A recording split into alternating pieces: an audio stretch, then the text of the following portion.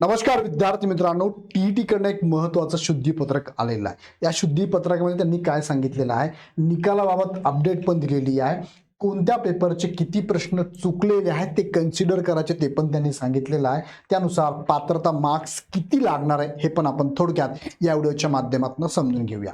मुख्य व्हिडिओकडे जाण्यापूर्वी तुम्हाला सांगू इच्छितो, तुमच्या माहितीत जर कोणी तुमचे विद्यार्थी मित्र असेल, तुमचे नातेवाईक असेल, तुमचा ग्रुप असेल तर त्यांना कळवा।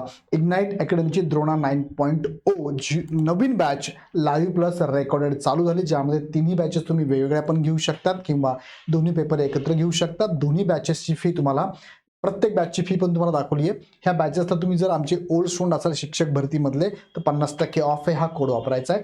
त्याचबरोबर तुम्हाला टीईटीची पेपर 1 पेपर 2 एकत्रित अशी रेकॉर्डेड बॅच सुद्धा अवेलेबल आहे। दोन्ही बॅचेसला तुम्ही स्टुडंट असाल आमचे तर तुम्हाला टीईटी 50 नावाचा कोड वापरायचा आहे, 50% ऑफ असणार आहे। बॅचेस आणि ॲप डाउनलोड करण्यासाठी खाली डिस्क्रिप्शनमध्ये लिंक दिली आहे, कॉन्टॅक्ट नंबर पण दिला, त्याला पण तुम्ही कॉल करू शकता।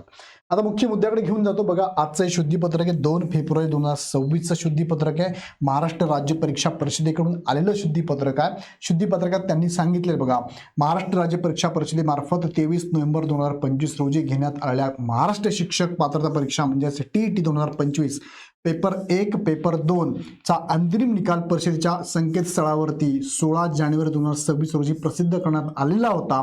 यावर अंतिम निकालावर दिनांक 26 जानेवारी 2026 ते 21 जानेवारी 2026 पर्यंत गुणपडताळणी व आक्षेप नोंदविले होते।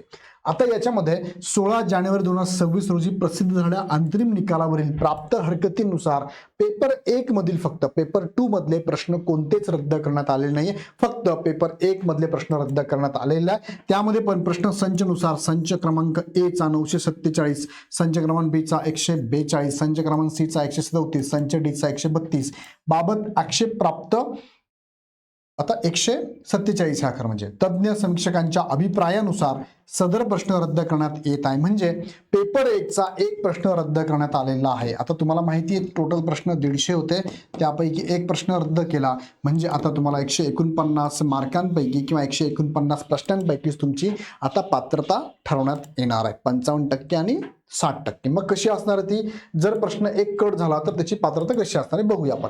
सकाळीच तुम्हाला मी एक अपडेट दिली होती, पुढारी न्यूजपेपरने पण बातमी दिली होती की आज 3 फेब्रुवारीला टीईटीचा निकाल लागणार, संध्याकाळपर्यंत निकाल लागेल। आता त्यामध्ये बघा एक प्रश्न जर रद्द झाला असेल तर पासिंग किती मार्क्ससाठी असणार आहे बघा, 149 पैकी 55% आपण कन्सिडर केले तर 91.95 म्हणजे जर तुम्हाला 82 मार्काला इथे पासिंग असणार आहे। त्यानंतर इथे 149 चे 60% म्हणजे हे कॅटेगरीसाठी आहे आणि ओपनसाठी 89.4 म्हणजेच हे तुम्हाला मार्क 89 असेल तर इथे तुमचं पासिंग असणार आहे। सो इथे हा बदल थोडक्यात झालेला आहे।